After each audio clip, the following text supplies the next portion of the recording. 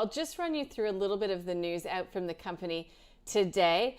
It's put out a trading update saying that cash collection across its portfolio has exceeded forecasts that it provided just back in August. So we're talking the 18th of August. Things have improved since then, which is interesting because it's a retail landlord.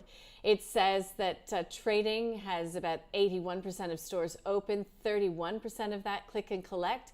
Looking ahead, it says that conditions will remain favorable across retail.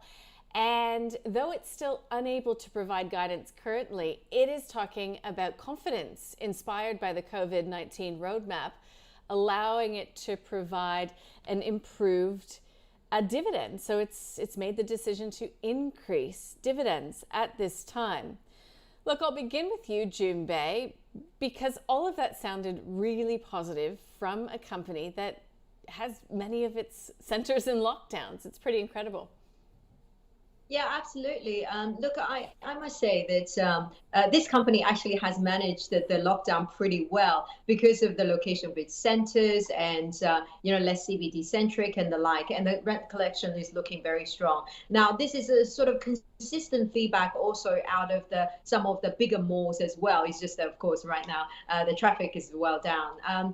So look, this company has managed very well as its share price has indicated, asset value continue to go higher because of the cheap interest rates and the like. Generally, listed property trust, they get the revaluation of its asset because based on what the prevailing interest rate might be. And so because the interest rates being so low, the asset value just keeps growing. So asset owner is really, having a great time during this sort of environment. And this company's earning has been reasonably defensive throughout that whole period.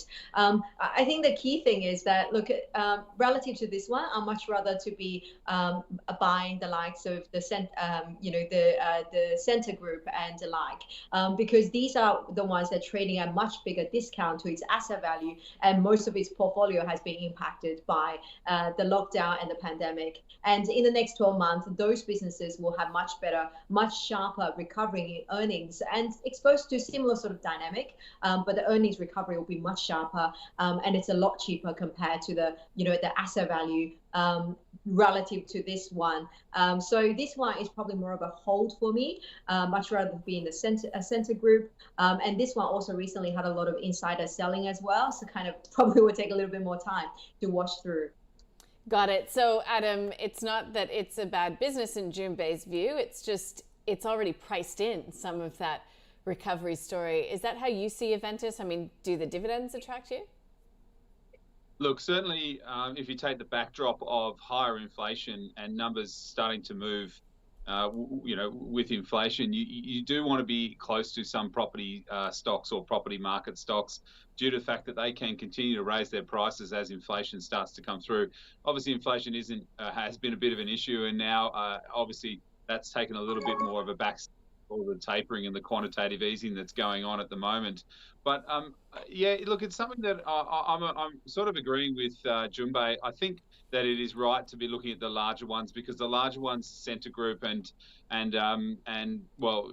Stockland even, they haven't really run as hard as these ones have. So I'd be cautious of the regional centres. Remember also the regional centres are the ones that only have like a Coles or a Woolworths, which is their main tenant. And then they've got lots of specialty stores that sit around that. So I'd be a little bit cautious as to, those main tenants don't pay a huge amount of rent because they're the anchor tenant. So they're about sort of 4% rent.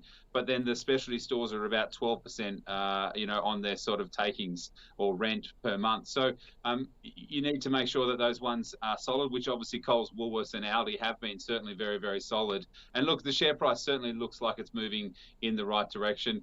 But I agree with Jun Bei. I want the big ones and I want the ones that are in the city centres that haven't really seen that take up, haven't really seen that foot traffic coming through. And we know that potentially, fingers crossed, that this all comes through and Christmas is going to be a good trading period for a lot of retail stores. Yeah, well, I must point out that Aventus has a lot of exposure to, companies that service the home. A lot of those the Good Guys and JB Hi-Fi and Adair's and all that kind of stuff, which of course we've been spending big on our homes as well. But Aventus Group is not a buy from either one of my guests, so that's stock of the day not going in the portfolio. Let's move on to the questions that have been posed by our viewers.